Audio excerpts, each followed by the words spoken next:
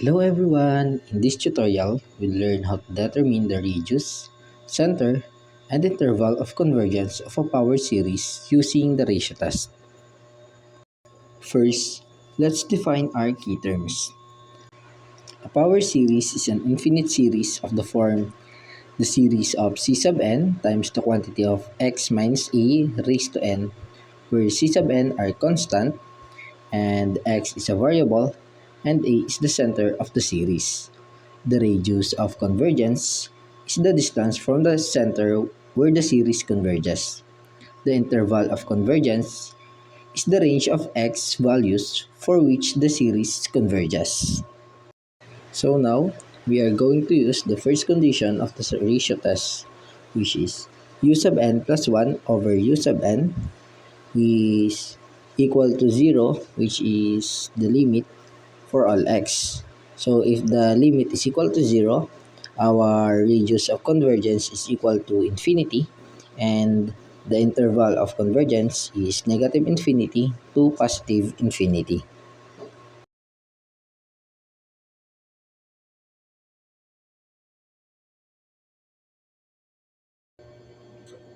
Our function is x raised to n over n factorial, wherein n is equal to 0 to infinity. So our case 1 is u sub n plus 1 over u sub n less than 1, which is will be converge our limit. Then limit n goes to infinity, and x raised to n plus 1 over n plus 1 factorial. So kaya nagkaroon ng plus 1 is add lang natin ng plus 1 yung ating n sa ating function. So next is over u sub n natin is yung ating function. Copy lang natin yung x raised to n over n factorial. So yung division natin is gagawin nating multiplication. So pag ginawa nating multiplication, magiging reciprocal ng ating function, which is n factorial over x raised to n. Next is expand lang natin. So x raised to n times x over n plus 1 times n factorial times, copy lang natin yung ating reciprocal, n factorial over x raised to n. Next is magka-cancel tayo na pwedeng i-cancel x raised to n at x raised to n as n factorial at n factorial. So ang matitira is x over n plus 1. So burahin lang natin to.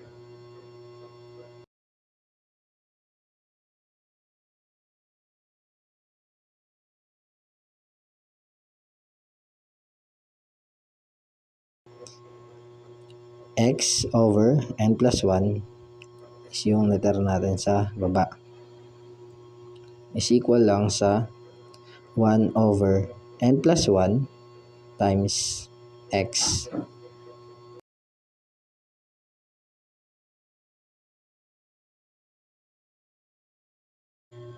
Next is substitute lang natin yung value ng n, 1 over infinity plus 1 times x is equal to 1 over infinity times x. So 1 over infinity is equal to 0 times x is equal to 0. So ito ang ating limit. Since the limit is 0, which is less than 1 for all x, the series converge for all x. So our radius convergence is equal to infinity, and our interval is negative infinity to positive infinity,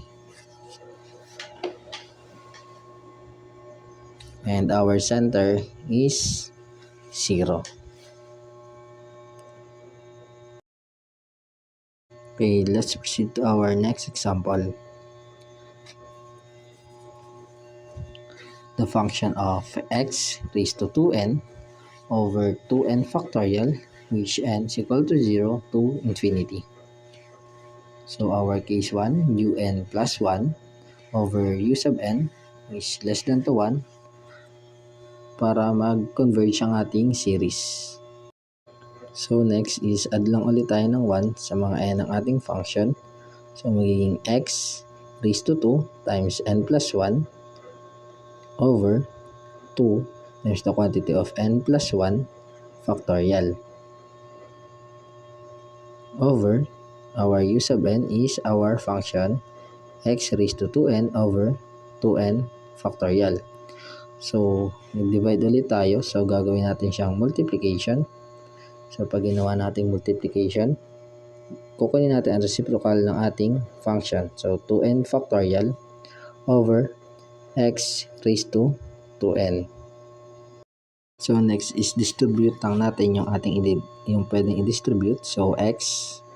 So, 2 times n is equal to 2n plus 2 times 1 is equal to 2 over 2 times n is equal to 2n plus 2 times 1 is equal to 2 factorial.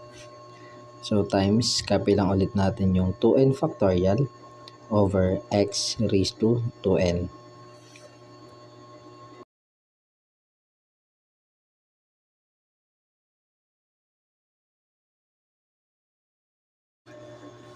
So, next natin gagawin is mag-expand lang ulit tayo. So, x raised to 2n times x raised to 2 over factorial 2n plus 2. So, 2n plus 2 times the quantity of 2n plus 1 times the quantity of 2n factorial.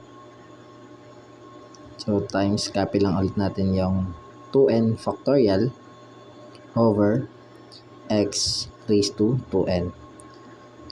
So, pwede na tayo mag-cancel dito. So, x raised to 2n and 2n factorial.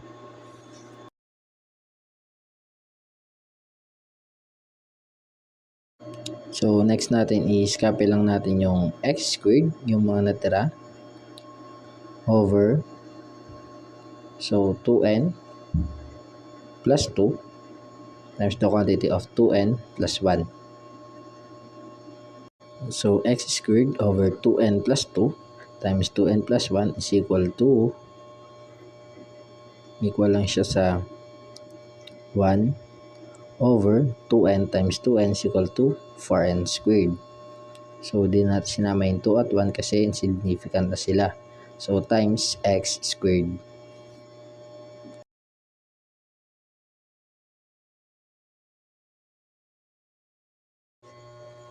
So, ang next natin gagawin is magsasubstitute na tayo ng value ng n. So, 1 over 4 times infinity squared times x squared is equal to 1 over infinity times x squared. So, next natin gagawin is 1 over infinity is equal to 0 times x squared. So, 0 times x squared is equal to 0. So, ito ang ating limit. So, kapag 0 ang ating limit, ang ating radius of convergence is equal to infinity and our interval is negative infinity to positive infinity. And our center is 0.